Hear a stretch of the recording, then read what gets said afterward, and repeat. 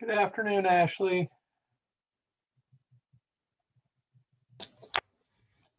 Hey, I am not hearing you very well, so I need to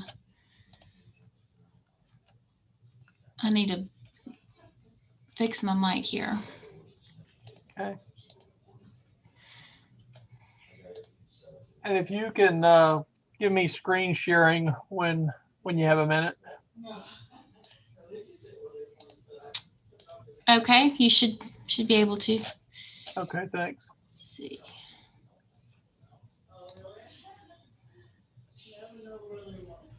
Well, he doesn't know how they're supposed to sit anyway, so it would be interesting.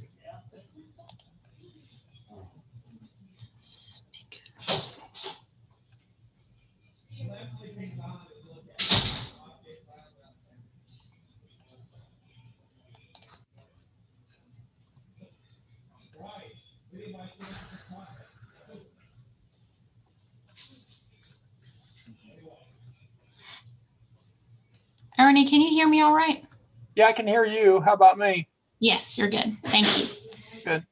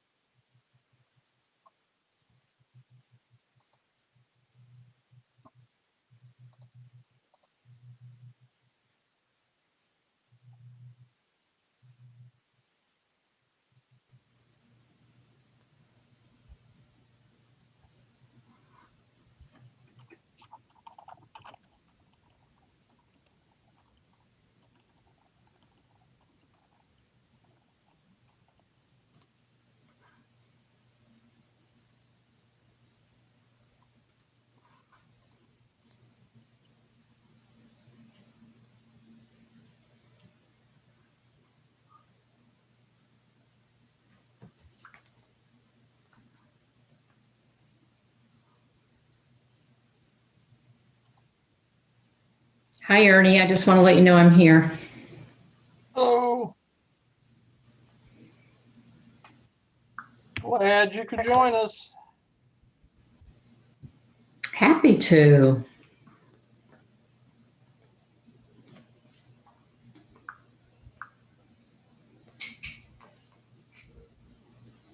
Hello, it's Adam Barker, City of Folly Beach.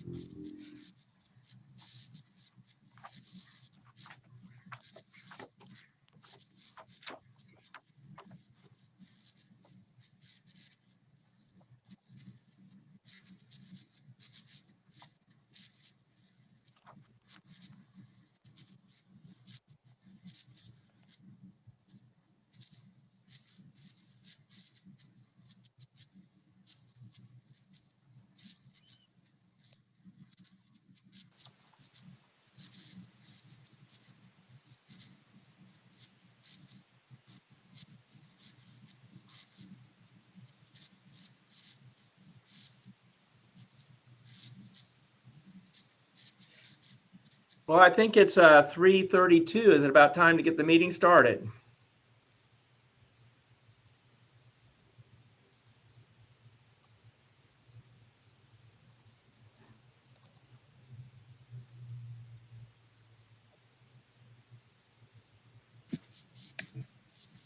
Hello? Yeah, Mr. Mayor, I think you're up for a welcome and then the previous meeting minutes. All right, everybody. So I want to welcome everybody to our bi-monthly meeting of the ReThink Folly Road Steering Committee. Our first item on our agenda is approval of the minutes from the previous meeting. Is there a motion to approve? So moved.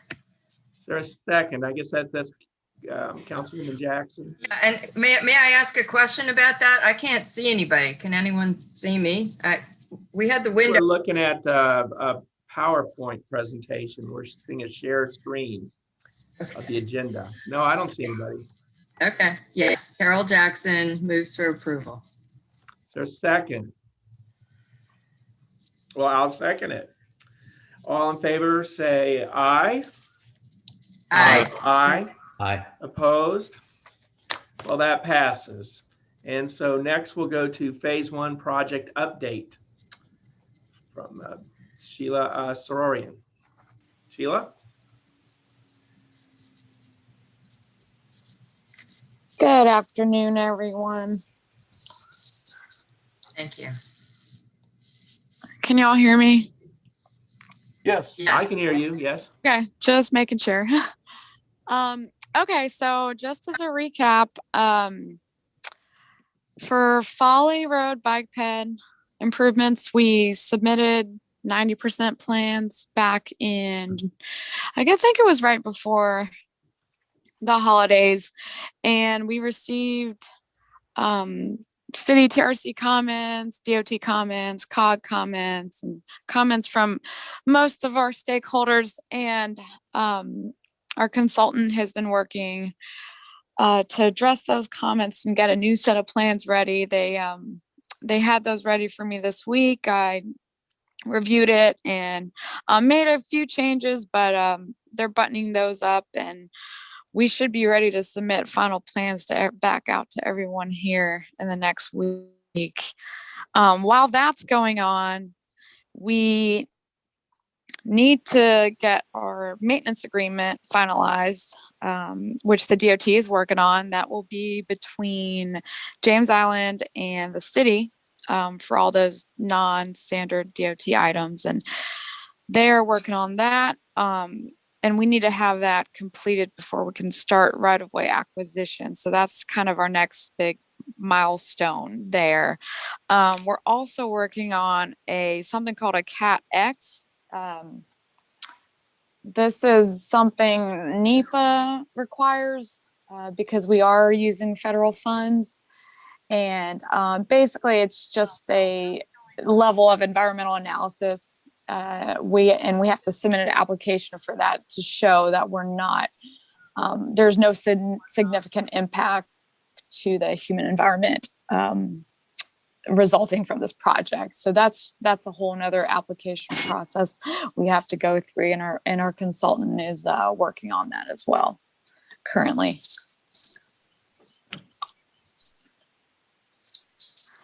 Is there any questions? Yes, this is Carol Jackson.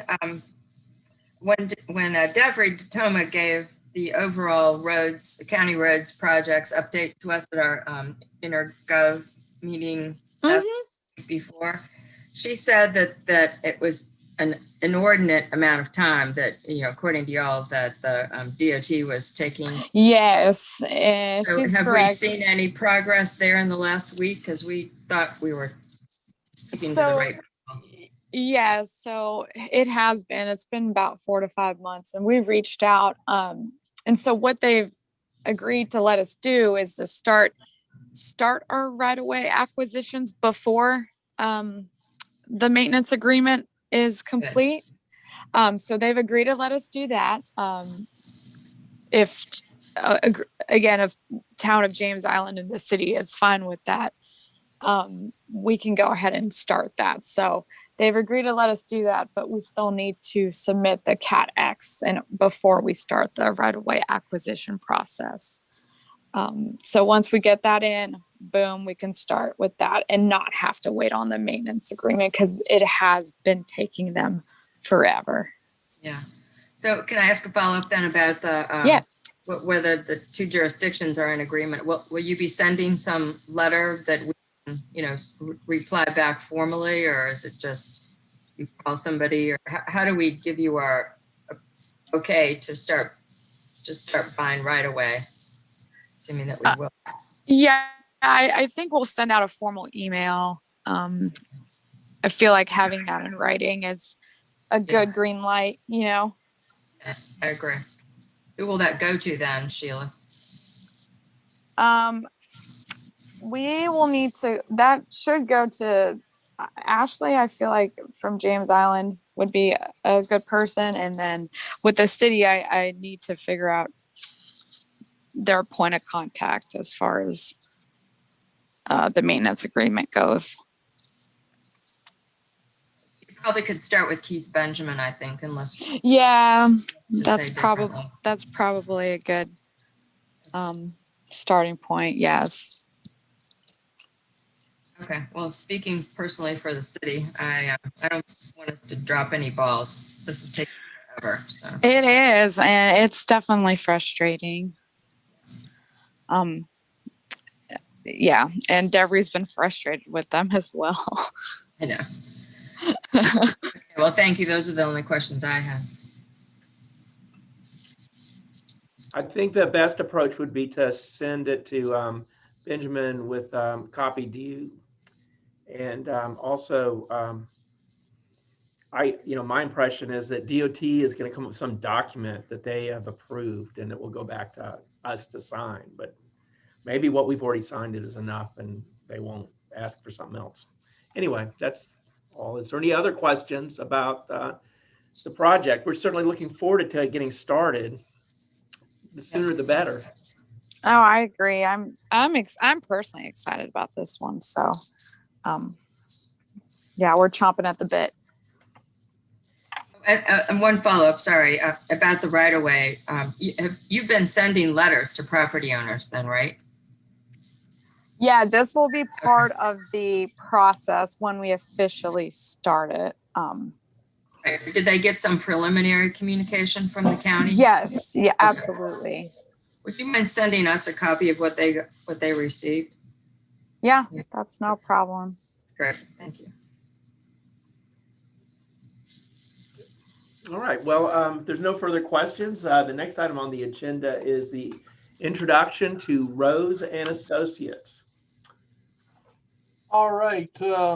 Thank you, Mr. Mayor. Let me share my screen again. I was afraid my sharing the screen was keeping folks from being able to see one another, but I think the video options just turned off today. So I just want to do a very brief introduction, and then I'm going to turn the time over to Kathleen Rose, the principal at Rose and Associates. And as you will recall, when we first started working with the steering committee and with ReThink Folly Road as the program manager, one of the skills that we said we could bring to the table through our subconsultant Rose and Associates was the kind of the market economics side of things. And we've been talking with staff recently, and of course we've spoken about it very briefly in these meetings. And we feel like now is we're finally to a place where it would be good to engage Kathleen and her staff. And essentially, what we wanted to do today is just allow Kathleen to give you a little introduction to her firm and some of their background and what they're so good at. And then the thought would be that we, begin to find ways to utilize them, particularly as we begin to talk to business and property owners and gain buy-in there. So much like Tool Design Group, when we first started with you, Kathleen is ramping up. She's beginning to learn about the project. She's been doing a lot of homework over the last week or so. But she definitely, there will be a little bit of a learning curve as we bring them in, but I know we're really gonna have some good synergy here. So Kathleen, with that, I'll turn the time over to you, and you just let me know when we need to change the slides. Okay, great. Good afternoon, everybody. Sorry we can't all see each other, but my name is Kathleen Rose. I'm with Rose and Associates Southeast. We're based in Davidson, North Carolina, which is in the Charlotte metro region. And we do work around the Southeast and predominantly the Carolinas. And our work is around real estate and economic advisory services for public, private, and institutional clients. So what we do that's a little bit unique from some of the other folks that do real estate or economic analysis as part of these plans is that we integrate real estate, economic development, and land use, because we look at things from all sides, the public sector, the private sector, and what it takes to get projects done and financed, et cetera. You can go to the next one, Ernie, thanks. So just to give you a little overview, we have a team of 5 people. Myself, I'm the one in the upper left-hand corner. That's how I look on a good day. And we have a team of 5 folks. I lead most of the project teams. My background is in real estate development, particularly retail real estate, but as well as economic development. Below me is Daniel Bello. He's our market analyst and an economist. So he pulls and analyzes all our data. Bill McCoy is a professor of sociology and economics, and he is one of the founding members of the Urban Institute at University of North Carolina in Charlotte. And he focuses on housing studies and particularly elder care type things, senior housing, student housing, that type of thing. Kathy Garner is our land specialist that looks at due diligence and development capability of given sites and projects to understand, what are the important things like utilities, access, all of those due diligence matters that would inform a private developer on what they need to know to make a project work. And then at the bottom is Jan Black. She is our expert in marketing and tourism. So she has a double master's in marketing and tourism. So she kind of has that spin of, if we have tourist destination oriented places, that are driven a lot by the tourism industry, as you folks are. She would be an important piece in that. So we take a look at things from all those areas and assist wherever we can. So next slide is our process. Is a lot of what you've already done with the Folly Road, ReThink Folly Road plan. I took a quick cursory look at it, haven't done a deep dive, but we're just kind of grinding through the information to understand the dynamics. But really what we take is all of that data and translate it into really what should not only are the gaps in the market, and what the opportunities are, but really take a look at how to strategically position either a corridor or individual assets or one of your 5 areas that you identified throughout the corridor. So again, we look at it from a variety of perspectives. The private market, what are developers or property owners going to need in terms of making an appropriate return? How are they going to finance the projects? The public sector side is, what are the aesthetics? How does it look? How does it fit into the regulating document? And then, of course, what does that all mean in terms of balancing revenue and tax base? So next slide. So we've done several corridor studies. We've been around since 1992. So we've done hundreds of projects, but I just want to point out some of the more recent ones that may have some relation to what you all are dealing with the Folly Road corridor. It's pretty long, being almost 8 miles. I worked with another firm on the Whiskey Road corridor in Aiken, South Carolina, which is of course near where they have the Masters, a big equestrian community, a lot of retirement. Worked on that corridor study several years ago. The Avent Ferry corridor is in Raleigh, which is the primary corridor that services this North Carolina State University. The Main Street Vision Plan was an interesting project that looked at the impacts of Main Street after a large 6-mile bypass was put in and how to reinvigorate the businesses there. The one I worked on with Ernie most recently was his firm at Tool Design, was the Renew, in addition to other types of projects, but we worked together on Renew Maple Avenue, which was a corridor study that looked at the impacts from the Interstate 85 to the downtown area, in an area that severely needed some attention and revitalization. We worked on an NC 54 West Corridor study in Raleigh, which was a kind of a rural corridor. There's a lot of similarities in some instances between the Folly Road and the NC 54 West, and whereby they had a lot of environmental constraints. The corridor is utilized for a lot of reasons, and we have to always remember in these corridors who the customer is. And it's not always the residents. It's sometimes tourists, it's sometimes residents, it's employees. In that corridor, it was, folks coming to universities there, et cetera. And the last 2 we were working on simultaneously, both ends of the Highway 25 corridor in Asheville. The southern end, Hendersonville Road, was more of the commercialized corridor that is leading out of downtown in the city of Asheville from I-40. And then we also are looking at the inside of that piece, which is the Biltmore McDowell corridor, which leads from 40 into downtown and of course goes past the Biltmore estate. That particular corridor includes a hospital, some schools, a ballpark, et cetera. So, we understand some of the dynamics that go on in these corridors, and, they're rather than try to swallow the whole elephant, it's always helpful, to try to break them into pieces as you all did with the various sections.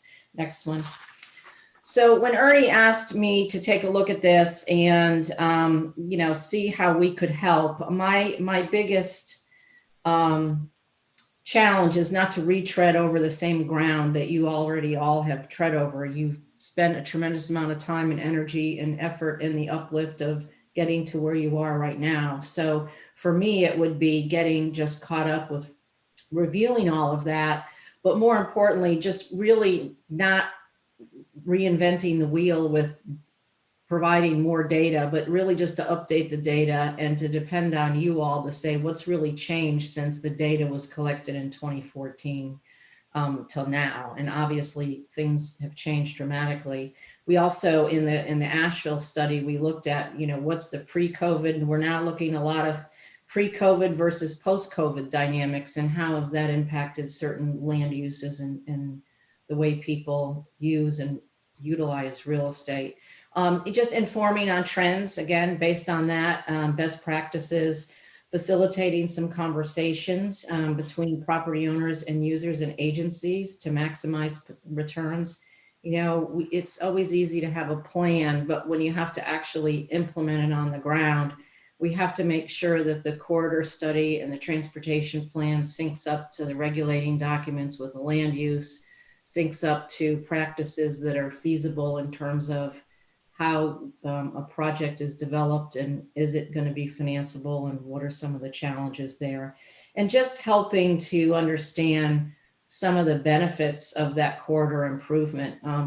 Certainly the pandemic has shown us that outdoor space is critically important and it adds value. And whether it's a single family residence, an office building or a shopping center or a restaurant, it all becomes extremely important to coordinate those efforts. So in that we can help from our experience share some insights in terms of some opportunities for funding, what tools might be out there to actually help on the real estate and or economic development side.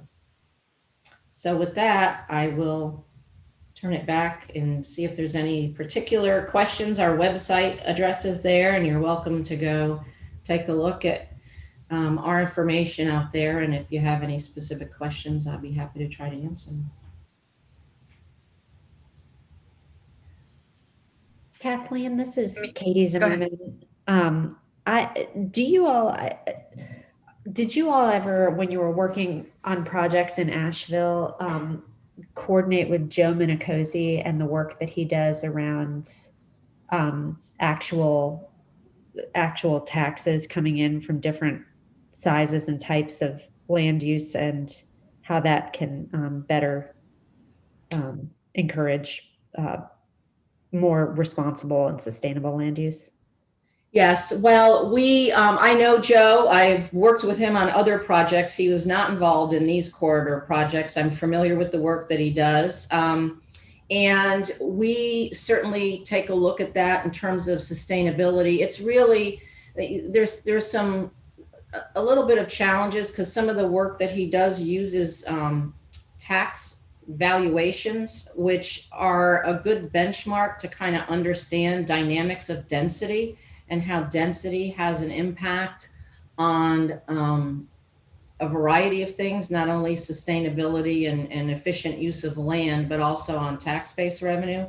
The challenge is that tax valuations don't always sync up with market value and market reality. So we take that information as just a good baseline, but it doesn't get to the next level of actual market reality on the ground. Gotcha. Thank you. Mm-hmm.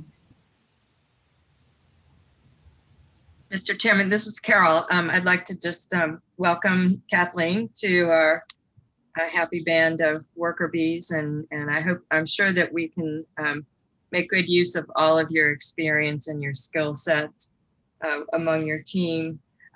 Could you either send the full set of slides that you just presented to Ernie so we can all have them, or for sure I'd like the one that I was trying to get my camera to work on the second to last slide where you laid out some of the considerations that we would probably be looking at first in terms of how to best engage your sets of expertise. I do feel like you're right. We're poised. We're going to have the proof in the pudding, even though it's coming slowly, but we're going to have our first segment completed. And a lot of times that really does need to be the way that people, latch on to a vision plan that seems sort of ephemeral or, not realistic to some people's way of thinking about things. And so I'm looking forward to having that, physical improved set of improvements. But even more than that, I do feel like the the market, as you're saying, post-COVID, is jumpstarting a lot of planning and ideas among the private businesses and property owners around the region. And we wouldn't want to miss out in terms of being able to, position the Folly Road corridor as something that could really be a great fit for people that are trying to think about their future in doing business and a lifestyle in Charleston. So I'm looking forward to maybe having like a little work session with you or something like that once you feel like you're totally up to speed on everything that we've already done, as you said. So thank you very much. Well, you're quite welcome. Ernie does have my slides and he'll be happy to provide those to you. No problem. And yeah, I think after we have a chance to get kind of immersed, if you will, that's part of our process is immersion. And we just want to dig into things. I actually would need to get down there and get on the ground. And I'm always happy to come to the area in Charleston and visit with you all and meet with you. I was very blessed and fortunate to be among some of the experts in Riley Mayor's first Riley Mayor's conference with the institute that former Mayor Joe Riley has, where he brings the 10 different mayors into a community and evaluates issues. And that was great fun. So, it's a wonderful market and a great place. And we certainly have a lot of opportunities there. I agree. Thank you. So are there any other questions for Ms. Rose?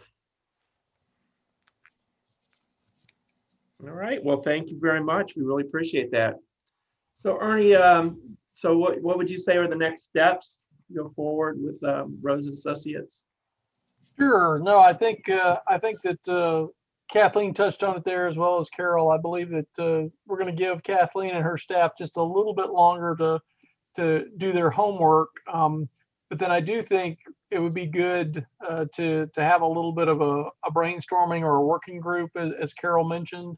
And that certainly could be, I think it could be something a little bit ad hoc. I don't know that it necessarily has to be a formal, subcommittee or working group, but certainly it would be nice to have a few members of the steering committee involved in that brainstorming. And then also, as we've talked about launching this business and property owners group, I think as we get that off the ground, Kathleen will be very instrumental in some of those conversations, because I think one of the things that we're going to need to do there is really advocate to property and business owners as to why this initiative is important and beneficial to them as individuals with their own interest in the corridor. So I think we'll definitely want to do those things.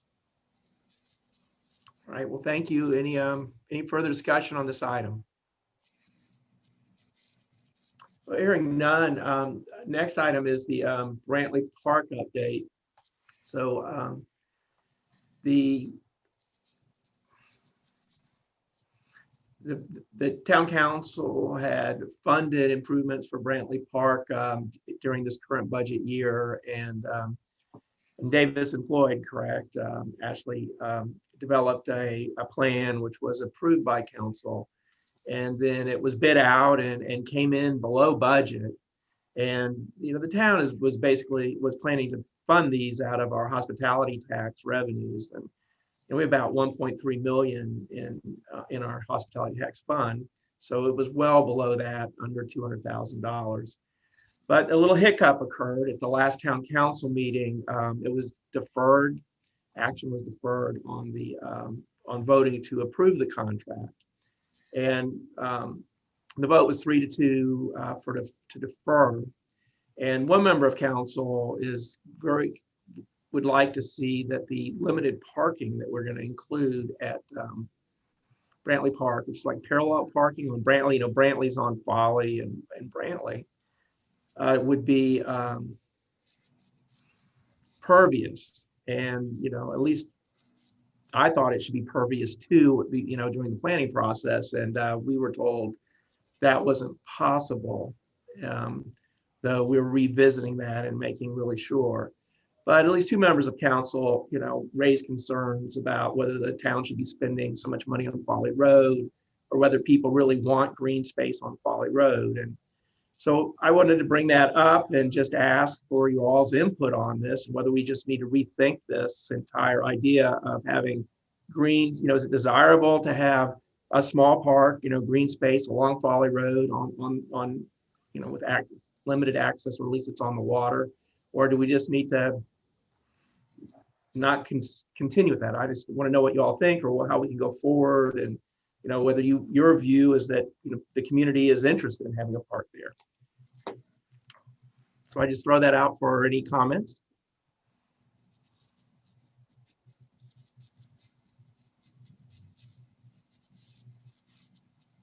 All right, well, this is Carol again. I don't really want to be the first to jump in because I have had these conversations, and but just to get the ball rolling, I do think that there's two things that we're looking at as the partnering jurisdictions. The city and the town submitted a joint application that was awarded through the county's Greenbelt Fund program. And the criteria that we, that scored our application is resting on the fact that it is an open space. It is an access to a natural tidal creek, that people who don't are fortunate enough to live on a creek have the option of, being exposed to creek flora and fauna. And we also identified the improvements that were going to tie the park directly to the Folly Road vision. So I feel like we have a lot of background and momentum to keep going with this. And I'm personally invested to help however I can. As an elected official and also a citizen, I've had this conversation. I don't know if the town has now become home to a brand new seafood establishment that took over from the Huff's seafood retail right there on the creek. So it's essentially the neighbor to the park, because right across the creek. It's called Cutico. It's a great establishment. If you haven't been, I highly recommend it. And they've done a fabulous job of cleaning up the backside of their property that borders the creek and making it accessible to their customers. And I don't think they're taking attendance, so people can, drive into that parking lot and look at the creek from their side. They have 2 picnic tables. So I was there as a customer a couple weeks ago, and there were 2 different couples eating at the picnic table on a nice day. And I just walked out there because I wanted to see, more up close what they'd been doing to improve it. And so they were looking at a really cool bird that I had just been to Brook Green Garden earlier that week and seen that same exotic bird, which was a really fun experience. And those people were just overjoyed that they had the opportunity to sit there in a nice space and look out over a creek and enjoy the trees and the shade and all of the nature that is surrounding it. And I told him that right across the creek, the town and the city had purchased the property and were setting up that same sort of experiential park. And those 2 couples didn't know each other, and they all said, wow, we need more of this, so bring it on. So I do feel like if we took a survey, we would have enthusiastic support from all the citizens from all the multiple jurisdictions that we serve on Folly Road. It occurred to me in thinking about this after the intergovernmental meeting, and then I'll be quiet, that we've had a lot of new officials elected since 2014, since the joint adoption of the vision plan as a work effort between the city and the town and the county. So I'm hoping that we can very quickly some sort of little engagement education session, maybe not just for our new officials, but definitely directed at their opportunity to, really learn more about the vision plan from the people that were here when it was adopted, as well as, just what has gone on to date. So maybe we could organize that in the very short term.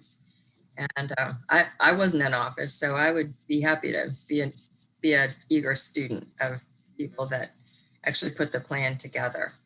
So that's all I have to say, but I hope that we keep going on Brantley because I think the community is looking forward to it.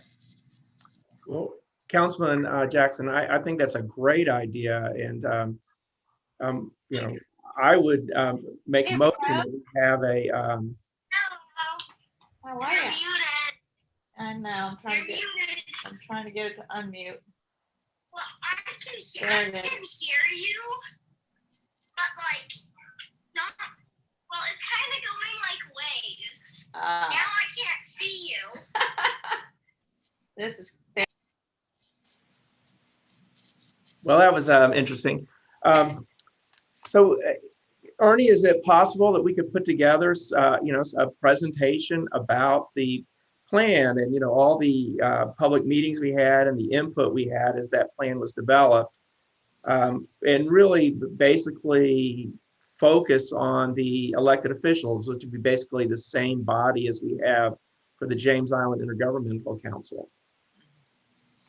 Yeah, no, I think that would be very, very doable. And we've done that before on other projects where, again, kind of as Carol was saying, it's a educational roundtable sort of thing, where we can present the background on the project and why it's important and what's, you know, not only what was done, but what is coming out of that. And I think in a lot of instances, elected officials may not even realize, you know, some of the momentum that is occurring, for sure.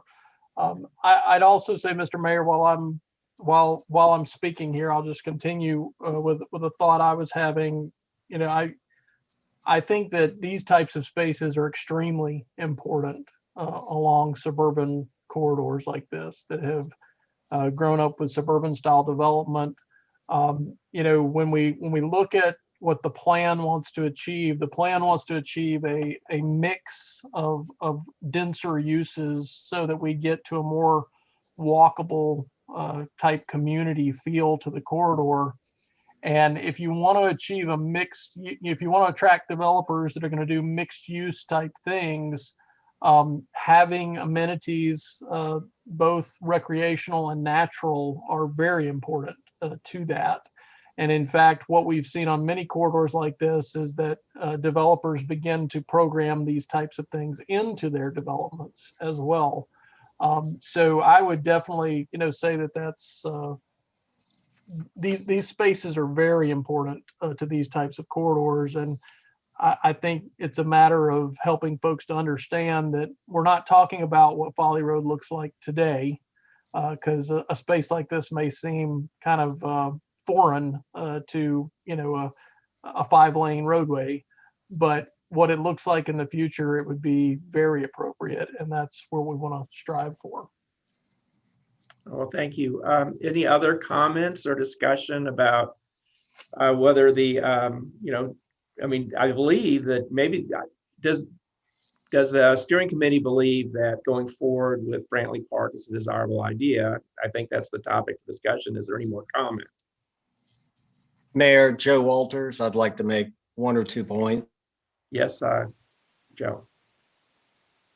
The first one is that just without a whole lot of vision, the Bayfront and Centerville neighborhoods are going to connect through Folly Road at some point. And looking at it, the most logical point is going to be somewhere between the Brantley Park and the town of James Island parking lot that's on Santee. And not moving forward with Brantley Park, to me, it does seem like that it is maybe missing the point of the efforts of the steering committee and all of the other efforts that have been put forth by individuals that are trying to envision Folly Road for the future.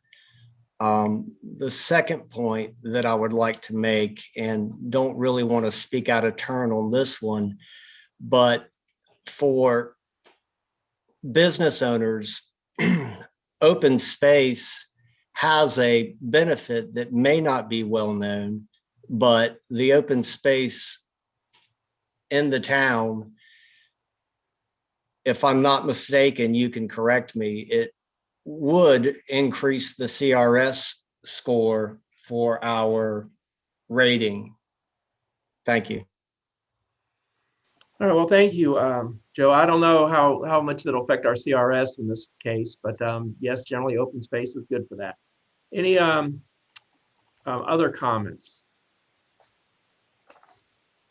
Mayor, this is Chris Haynes. I'd like to make one real quick. And in full disclosure, I'm an employee of Davison Floyd, but also a citizen of the town of James Island. And I agree with everything that's been said. I fully support this. And I think the amount, and Ernie and his group can back this up too, I think the amount of literature and research that's out there that shows the benefits of these public green spaces to the corridors, to the local businesses, and what we're really trying to achieve on Folly Road is endless out there. I think also a point too is, the redesign of Folly in this first phase does incorporate the transit stop to be adjacent to Brantley Park as well, which I think has many benefits both to the Folly corridor and then to the park space. So I'd just like to add those in for conversation. All right, well, thank you. What about, would it help with our bikeability and walkability of our road in the future to have green space? Any comments on that? I will definitely say yes, absolutely. It helps with that. Because again, when you want people to walk and bike along a corridor, you want some destinations for them to go to, and this would definitely be a destination for people to travel to. But also, it's a spot of respite. It's it's something that breaks up the hard edges, of built environment. So absolutely, it would help with that. Mayor, this is Carol again. As y'all were just talking, it occurred to me, I don't think we've ever showed the, the improvements, the path and the way that the park is going to be laid out to this group, have we? Is that something you could show spontaneously, Ashley, or maybe send it around? I mean, we went to great lengths to make sure that people who are biking along the segment 1 sidewalk that's going to go right through there will be able to get into the park easily and safely and attractively. I mean, it's going to be a magnet for people who are riding their bike up and down that part of the road. I would very much like to see that. I've not ever seen the plans.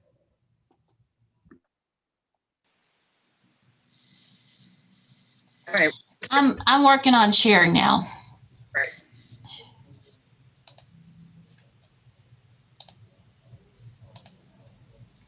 Well, while Ashley's working on that, is there any more discussion or any other comments about this?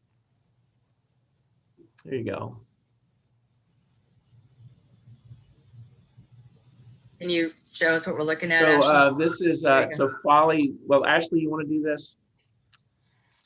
Yeah. Can you see my cursor? Maybe this Yes, will help. I can. Yes. Yeah. Obviously, so the phase 1 will run along here. This is looking at Folly Road here. This Where Kudos is. pervious It trail. has to the right. Mhm.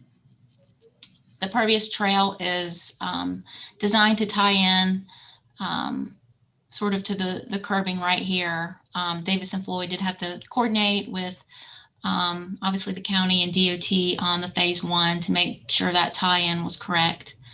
A few parking spaces that would be, parallel to Brantley. The goal there was to preserve as much as the green space as we can without putting parking on the site since it is so small. And then just the pervious trail running to the dock. The existing dock is not structurally sound and does need to be demolished, which we do have that priced as an alternate in our bid. However, I think the future hope would be to rebuild something there and possibly move it a little further away from the neighboring property line. Yeah, I would just like to add that, in terms of discussion of council, at least some members of council, the only part of this project that they support is demolishing the dock.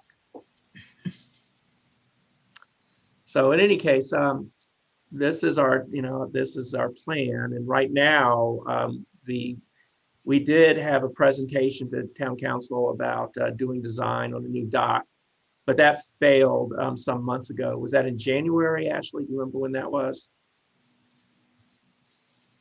I believe it was back in September. September. So town council, while it's true that to get the Greenbelt funding, we really emphasized that, we had water access. James Island Town Council was not really interested in, repairing the dock. So, but there is some interest in tearing it down. So any other discussion or conversation about the value of having green space on Folly Road? In my opinion, that, while having this body in favor of it would be desirable, really what we need is more citizens the people that came to all the meetings of ReThink Folly Road and said that they wanted green space along Folly Road, that we need those people to speak up, because otherwise I just don't see, the funding that the town has. And while we have substantial funding, 80%, 85% of the town's hospitality tax is raised off of Folly Road. And, and we have more than $1 million that we built up over the years for purposes just like this. But, it's there's a lot of skepticism on council on spending any money on Folly Road or for the parks. And I think we, could use some support. So is there any other discussion? Well, hearing none, I guess we can go on to. Mayor, can I ask a question then? Yes, you may. Find it helpful if we took a vote right now as a steering committee that, could be made known to the town council when they take this item up again after it comes back from deferral? I think it might be helpful. So I'll make a motion that the ReThink Folly Road Steering Committee recommends that the town of James Island go forward with improvements for Brantley Park. Is there a second? I'll second. So now we have actually a motion on the floor. Is there any further discussion of that motion? Well, hearing none, all in favor say aye. Aye. Aye. Aye. Opposed? Well, thank you, that passes. All right, so the next item is the State of the Plan event. I guess, Ernie, would you be talking about that? I would be the one to talk about that. Yes, sir. And I'll share my screen one more time here. So what I did want to do is just kind of circle back on the discussion we had last meeting 2 months ago. And at that meeting, there seemed to be a consensus that it should be an in-person outdoor event, and that we should be looking at, say late spring to summer for that event. And what we left the last meeting with was that my staff, along with Ashley and Kristen, we would kind of get together and do some brainstorming, and we did do that. And of course, we did that prior to the vote on Brantley Park at Town Council. And so, what we were kind of batting around there was trying to do something with the groundbreaking of Brantley Park, which had been mentioned at the last steering committee meeting. And so, our thought had been to do kind of a formal groundbreaking of the park, followed by a public open house outside there on the park grounds, where we would have a variety of stations to update on the plan, as well as some other areas of civic and community interest as well. We also, talked about even trying to pull in some kind of, formal grand opening for Cutico and a ribbon cutting, since they're right there adjacent. So, I think at the moment, though, probably with Brantley Park, where it's at, we may, need to be just saying, let's see what happens there. I don't think that we're in a place yet where we need to necessarily punt and go a totally different direction. I think we've still got time, and we've got, you know, available months where we'll have good weather. It might get a little warmer, but I think we'll still be okay there. So, you know, what we're right now, you know, recommending to the steering committee is let's see how things play out with Brantley Park.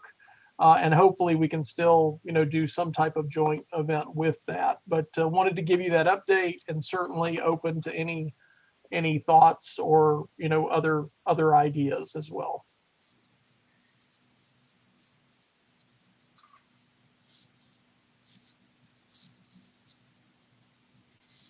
Thank you, Ernie. Is there any discussion or anything further about the plans? Any ideas about that? Any questions for Ernie? All right. Well, thank you very much. Really appreciate that. I'm looking forward to that event in some way. Next, we have the MUP lessons, the MUP lessons learned, City of Charleston, the multi-use path requirement. Carol, are you going to discuss that, or is there a I'm going to turn this little topic over to Christopher Morgan or Jim Hemphill. I couldn't see which of the two, if they're both on. Yeah, basically, we want to just give you a little background on the city's experience, but mostly maybe make some collective decisions or recommendations, or at least collaborative work efforts as we're starting to get applications from owners that are in the overlay and required to create a path in the process of redeveloping their property. So Jim, Christopher, which one are you? I'm here. We have had about 2 or 3 developments go through our process that have triggered the multi-use path requirement. And we've had some pushback from landowners and a little bit of internal confusion about the requirements and such. And that's kind of where those multi-use path design guidelines came from that tool put together for us. So that was kind of during our DRB process. We were looking for some kind of reference document to share with the applicant, and tool was kind enough to put that together for us. Just, you know, in that spirit, we kind of been having some discussions. One of them with Councilwoman Jackson was maybe the possibility of creating kind of a fund that the applicant could pay into instead of building the path themselves. They could dedicate the money they would have spent building it into this fund, that would stay within the overlay zone and maybe be used to fund future phases or maintenance. Obviously, this is just an idea that we had, but this could just help kind of maybe create a little bit more uniformity as these kind of one-off developments come online. And so I think our hope was to suggest that maybe the steering committee meet internally somehow, or have an internal discussion on how we can kind of coordinate the multi-use path process across the jurisdictions, and maybe talk about this idea of the fund that we're throwing around, and basically just kind of help us have a little bit more concrete direction moving forward on how we can best get this thing implemented. So Councilwoman Jackson, I'm not sure if I've missed out on anything that you wanted to cover, but no, I appreciate. I think literally we are just sort of learning by doing, and we have had our own internal challenges in just the way that we process site permitting and then construction permits, and do they have to go to our design review with their landscape plan and all of that. And so we definitely are going to make more of a orderly process out of a development along Folly Road. And we're really talking more about the properties that retain their, structures, and then either add auxiliary buildings or somehow go over the 51% tipping point so requiring these things based on the investment that they're making and the work that they're asking to have permitted. And in the process of trying to get more organized for the city, it's occurring to us that our whole goal in working within the Folly Road vision is to have more of an integrated, seamless, set of principles and best practices, and maybe, regulations, requirements across all the jurisdictions that, are along Folly. So that's my hope today, is that the steering committee would see that there is some value in having us work on what we could come back with as maybe just, more of a uniform game plan, and whether it is something that needs to be, adopted or recommended by the steering committee, we don't know yet, but just know that we would really like to work on this, and we'd like to work on it collaboratively across the jurisdictions.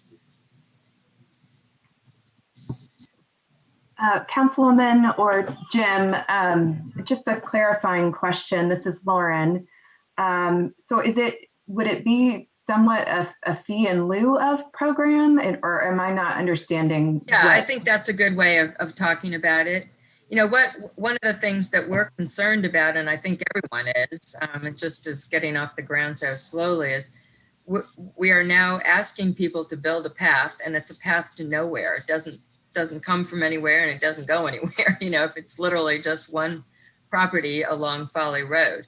And so, and even if we're going to try to uniformly use the guidelines that Tool developed for us this year, even then we've still got, one little section of a path built in the middle of no other frontage improvements. So rather than see that kind of ragged checkerboard pattern for the next 20 years, if we don't have, we don't have a segment 2 on the horizon, hopefully we will, but and then one of our lessons learned was actually involving a segment 1 property. They did get the advance notice that they were going to be approached to sell their right of way, for segment 1 build out. But at the same time, we were asking them to build a path. And the pushback from that was, well, why should we have to build a path when the county's going to build it for you? And our position, which I think is accurate legally, is that you're taking you're asking for a permit, and you're tipping the 51%, of development requirement, and say you need to build a path.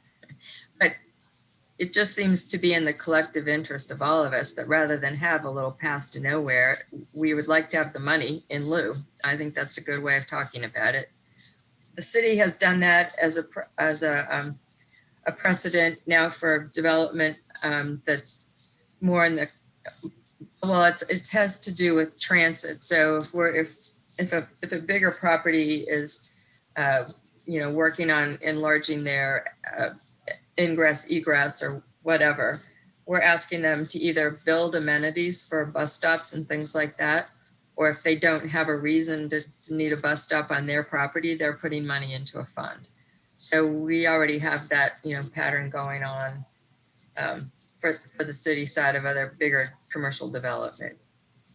Anyway, we just think that it would be really good to have a little, couple of discussions among people who've, obviously it would be the town and the county planners and the people that do the site permitting, and maybe one or two of us could just sit in to, figure out how it would be addressed with the public.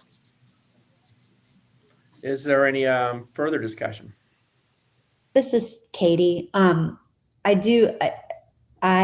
understand. I get the point and the issues that are being raised.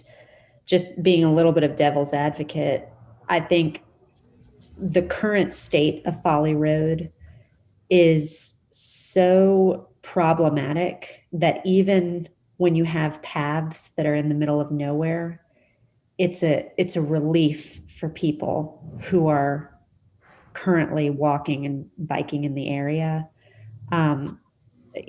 There's such a huge difference when you're sort of panicking as you're traipsing through the grass right next to speeding traffic, and then you hit a patch of sidewalk, and it's such a sweet relief to have that space. And so taking that, and then coupled with my concern that if money were set aside into a fund, I guess the question would be, when would we ever see it spent? We've got the Upper Peninsula Mobility Fund, which makes sense because it incorporates a lot of different issues, but there's still not even a committee that's been created to designate how those funds are going to be spent. So I don't want infrastructure that we could have today that maybe is out of nowhere, just sort of cropping up in the middle of nowhere, but still providing relief. I don't want to lose that opportunity to instead wait around without a clear, no pun intended, path forward. The other concern I have is, I've listened in to some of the design review board meetings and others where an applicant was perfectly fine accommodating the 12-foot path and was told by the city, no worries, you don't actually need to do the full 12 feet, without any pushback from the applicant.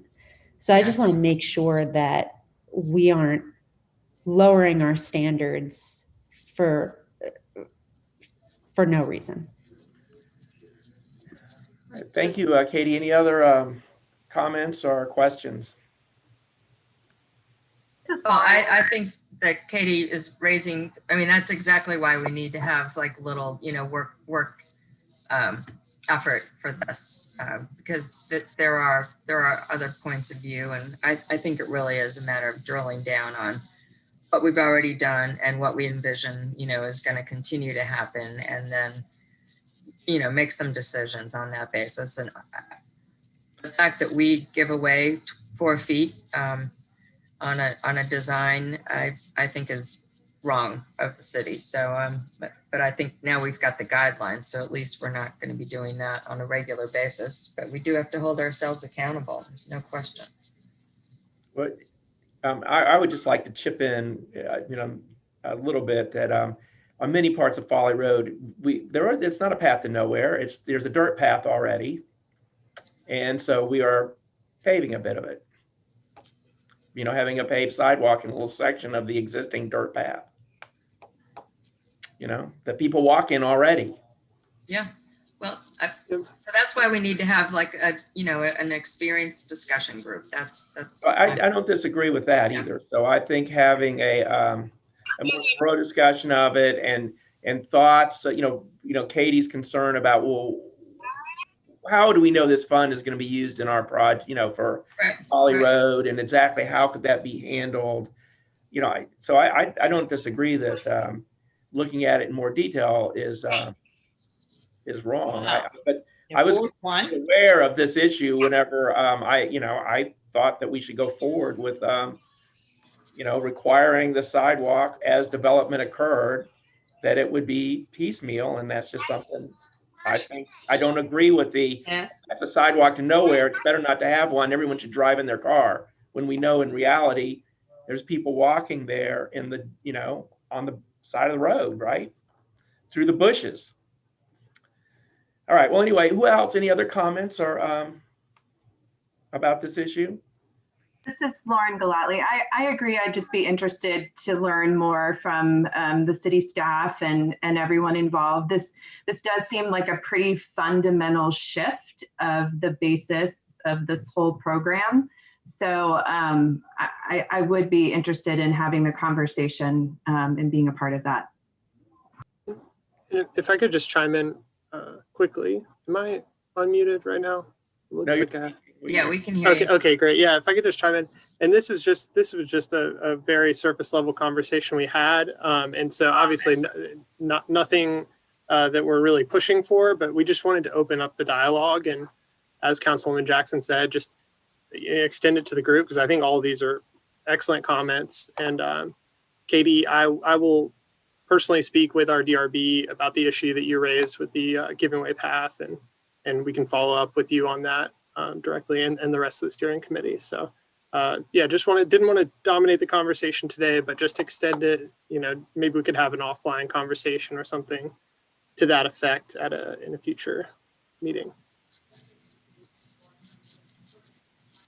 All right, do we want to take any Happy to be action the, to authorize this, or I think do we want to set up a subcommittee, or is it just, the jurisdictions, Charleston County, City of Charleston Planning, Charleston County Planning, Town Planning, and I guess Folly Beach Planning, could talk to one another, and I agree with Lauren that it's, I don't think talking about it's a bad idea. I'm a little skeptical, but anyway. Yeah, I'd be happy to help set that up with the other jurisdictions. So I can reach out to my counterparts in other jurisdictions. So Carol, does that seem okay? Do we need any action? Yeah, that's fine. I mean, I would like to, entertain Katie and Lauren's volunteer. I do think we need to have that kind of counter. Oh, yes, I'm sorry. I didn't mean to say that they should be cut out. But yes. Yeah.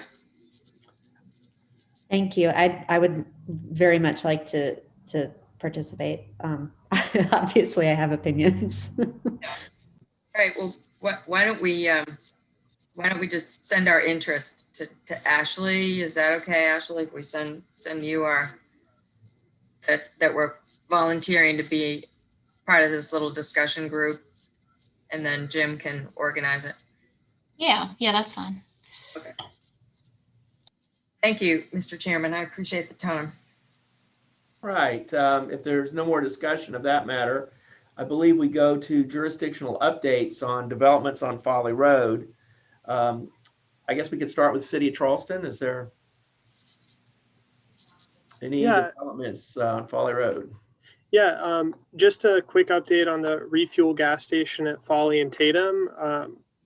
City Council approved a rezoning for a parcel, so the project's gotten a little bit larger, but we still have a lot of confidence in our DRB approval that it'll need to go through, and we think it's going to be a good project. It includes the bike and pedestrian facility and some outdoor dining as well. So that'll be going through DRB now, and we can share those plans when they're submitted to DRB with the steering committee. And then we also have the car wash at Fort Johnson and Folly that we presented before that is now under construction in that shopping center with Gold's Gym. And then the last update that I was asked to share was just that our comprehensive plan is in its final stages. And we're planning to send it to our planning commission in May and our city council in June. We'll keep you all updated on that progress as well. All right, are there any questions? Okay, so Charleston County, do we have a representative of Charleston County Planning to talk about unincorporated area? Hey, this is Nikki Grimble here. And the only update that I have to share is that we took recommendations to our Folly Road Overlay Zoning District to the Planning Commission earlier this month. And they were very receptive to incorporate the multi-use path in the bike parking areas. So that will go along with the rest of our ZLDR overhaul project for recommendation to council, hopefully late summer or early fall.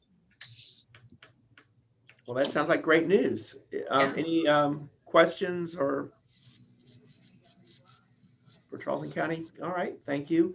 City of Folly Beach, do you have a report on developments down on your end? I don't see anyone from staff-wise from the City of Folly Beach. All right, well then we'll go ahead and go to Town of James Island. Kristen?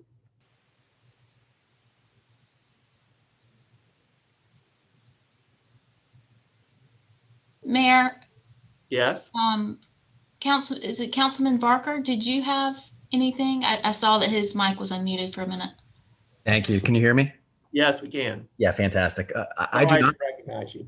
Yeah, I do not have anything, but I will get word to Katie Faith, Resilience and Land Use Coordinator for the City of Folly Beach, to make sure she's on future calls. All right, thank you. And I'll just speak up there. I probably should have said something sooner. I believe that Katie is getting married, possibly here in the very near future, like this weekend, possibly. So I think she's dealing with wedding plans and honeymoon. So Okay, thank you. I do know. Yeah, I do know she that was. might be excusable. Certainly, I do I'll know she was on a congratulate previous her. call. Will do. Well, I was just on a call as a little aside with the mayor of Folly Beach and all the other beach mayors about beach traffic. And I'm afraid that the tone of that discussion was that to get people on and off the beach as quick as possible, we need just like straight green lights with nobody stopping on Folly Road or, you know, in Mount Pleasant. So I don't know how that'll work out. Anyway, just as an aside. All right, Kristen, are you ready to talk about developments in the town of James Island? Yeah, I'm here. I don't think we have anything that has changed since our last meeting, unless somebody has a question. Are there any questions for Ms. Grain, our planning director for the town? So no report on the bus pullout? Oh yeah, I would like to know about that. Maybe I shouldn't have said anything.